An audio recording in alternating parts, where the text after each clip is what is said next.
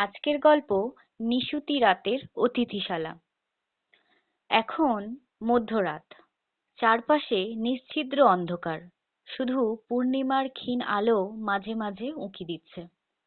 বন্ধু অরুণ ও আমি নিরঞ্জন পুরনো ন্যাশনাল হাইওয়ে ধরে যাচ্ছিলাম। আমাদের গাড়ি হঠাৎ বিকল হয়ে যায় এক জনমানবহীন এলাকায়।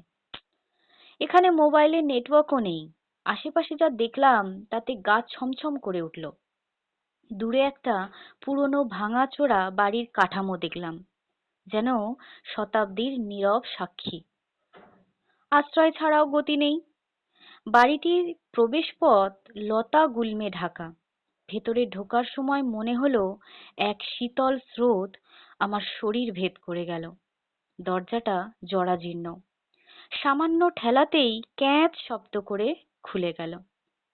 ভেতরের বাতাস ভারী আর দুর্গন্ধযুক্ত। আমরা টর্চের আলো ফেলে একটা বড় হল ঘরে দাঁড়ালাম।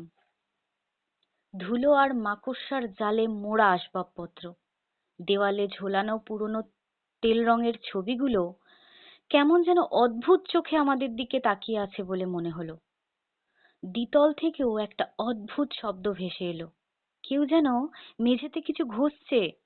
শব্দটা ক্রমেই জোরালো হতে থাকলো। অরুণ ফিসফিস করে বলল, চল দেখে আসি। সিঁড়ি বেয়ে ওপরে ওঠার সময় কাঠের পাটাতনগুলো আর্তনাদ করে উঠল। উপরে একটা লম্বা বারান্দা, দুপাশে অসংখ্য বন্ধ ঘর। শব্দটা আসছিল বারান্দার শেষ প্রান্তের একটি ঘর থেকে। আমরা সাবধানে সেই ঘরের দরজার কাছে গেলাম।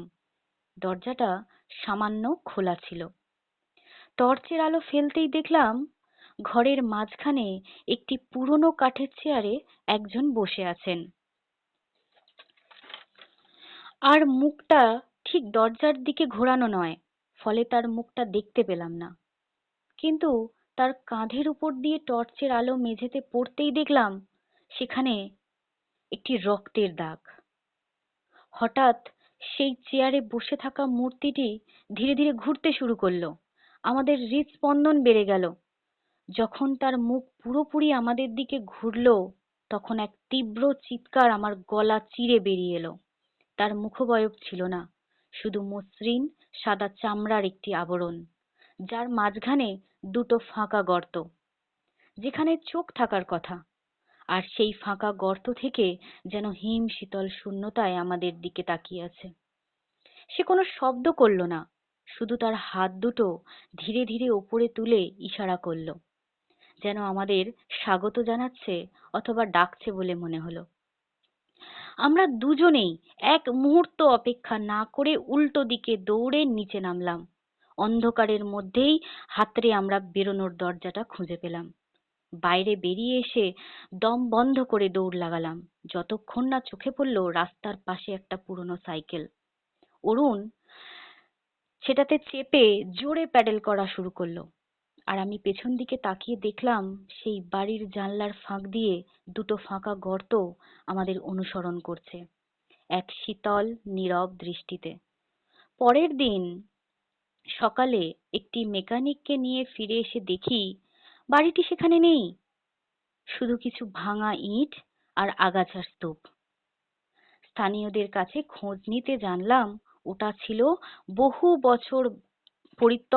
বছরের পরিত্যক্ত একটি অতিথিশালা, যেখানে একবার এক ভয়ঙ্কর গণহত্যা হয়েছিল।